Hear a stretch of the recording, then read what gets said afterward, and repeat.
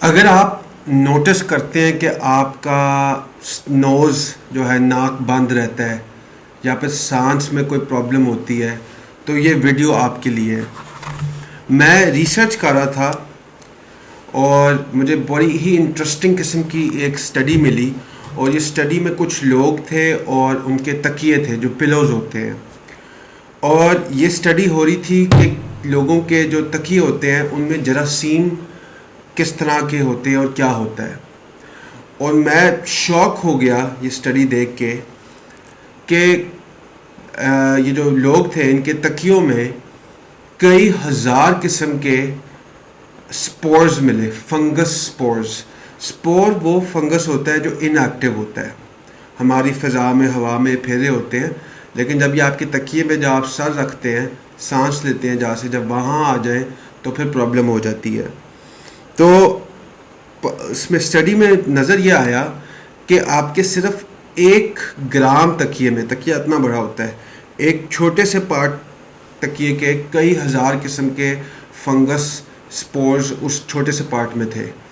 और ये जो फंगस था ये सिर्फ एक किस्म का नहीं, ये कम से कम 14 से 16 किस्म के फंगस की टाइप्स जो थी वो इस छोटे से पार्ट में थी। और आप अंदाज़ा लगा सकते हैं कि आपके पूरे तकिए में लाखों की तादाद में ये फंगस स्पोर्स होते हैं और ज़्यादा हो जाते हैं अगर आपका तकिया बना हुआ है पॉलिएस्टर से या किसी ऐसे फाइबर से जो फैक्ट्री में बनता है, सिंथेटिक फाइबर जिसको कहते हैं।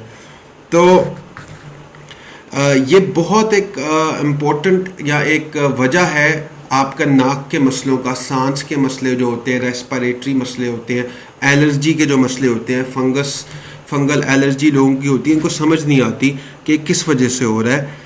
ये जो आपके स्पोर्स होते हैं, जो इनएक्टिव फंगस होता है, ये एक्टिव हो जाता है और ये बहुत जल्दी एक्टिव होता है नमी के साथ।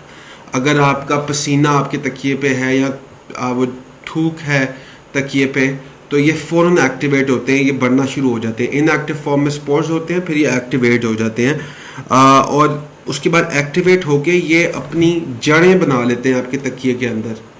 कि आपका तकिए का गिलाफ होता है ना, उसके अंदर तक ये इनकी शाखें चली जाती हैं, जड़ें चली जाती हैं, इतना ज़्यादा ये स्ट्रॉन्ग कर लेते हैं। 4 चीज़ों का आपने ख्याल रखना है। आप अपने तकिए को देख सकते हैं। अब ये जो फंगस होता है ना, ये एक कलर भी छोड़ता है। आप अपने तकिए का गिलाफ उतार के देख सकते हैं या गिलाफ के ऊपर भी देख सकते हैं जो कवर होता है। अगर तो आपको पीला सा कलर मिलता है, आपने देखे तकियों में, पुराने तकियों में पीला सा कलर, नीला सा कलर, पर्पल कलर या ग्रीन सा कलर हो जाता है, तो वो फंगस का कलर होता है, वो छोड़ता है वो कलर। तो ये बात कंफर्म हो जाती है कि आपके तकिए में काफ़ी ज़्यादा फंगस है। फिर अगर आपको थोड़ी सी नमी महसूस होती है अपने तकिए पे, मॉइस्चर आपको महसूस होता है, तो ये भी फंगस से ही होता है और वो एक्टिवेटेड फंगस होता है जो आपके तकिए पे उस वक़्त है। तीसरा है, अगर आपको कोई स्मेल आ रही है अपने तकिए से, अगर आपको कोई अजीब सी हल्की सी भी स्मेल आ रही है, तो ये फंगस जो होता है जब ये अपने आप को मल्टीप्लाई करता है तो ये एक स्मेल सी छोड़ता है और ये आपके तकिए में होती है। और चौथा है कि अगर आपको एकदम से महसूस होता है कि एलर्जी हो रही है, सांस का मसला हो रहा है, नोज़ आपका ब्लॉक हो गया है एकदम से, बाहर ठीक है, आप रात को आपका नोज़ ब्लॉक हो जाता है, कई लोगों को होता है, तो ये किसी के माइंड में जाता ही नहीं कि ये तकिए का मसला हो सकता है। बहुत से लोगों को सर पे दाने आ जाते हैं, प्रॉब्लम स्टार्ट हो जाती हैं। ये सारा वो फंगस जो लाखों करोड़ों की तादाद में आपके तकिए पे है, क्योंकि कुछ लोग तो गिलाफ चेंज कर लेते हैं, लेकिन इन्होंने अपनी जड़ें बनाई होती हैं आपके अंदर वाले जो तकिए का पार्ट होता है उसके अंदर भी बनाई होती है और वह फ़ौरन ऊपर भी आ जाती है। फिर आप कर ये सकते हैं कि आप अपने तकिए के गिलाफ या तकिए पे एक टैग लगा होता है, उस टैग पे उन्होंने तरीका बताया होता है कि इसको कैसे आपने वॉश करना है। कई मशीन में फेंक सकते हैं या फिर अपने हाथों से इसको करना है। तो आप मेक श्योर करें कि आप अपने तकिए को हर 2 हफ्ते या 3 हफ्ते बाद धोएं, ज़रूर इसको वॉश करें।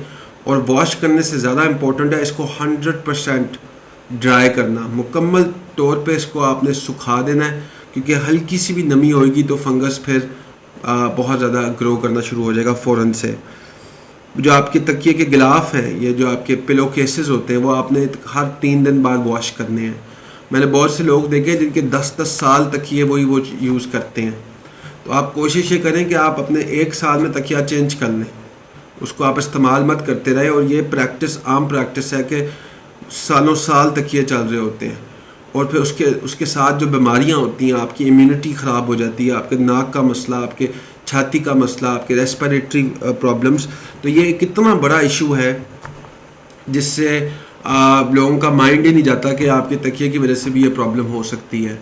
तो इस बात का ध्यान रखें, और आप इसका अफेक्ट देखें कि आप अपने तकिए को आप जब साफ़ रखते हैं, उसको आप धोते हैं प्रॉपरली डिटर्जेंट के साथ, ताकि वो फंगस वगैरह सारा ख़त्म हो जाए, और फिर आपको क्या अफेक्ट उसका महसूस होता है, उसको आप हमें बस शेयर भी करें। बहुत बहुत शुक्रिया, थैंक यू।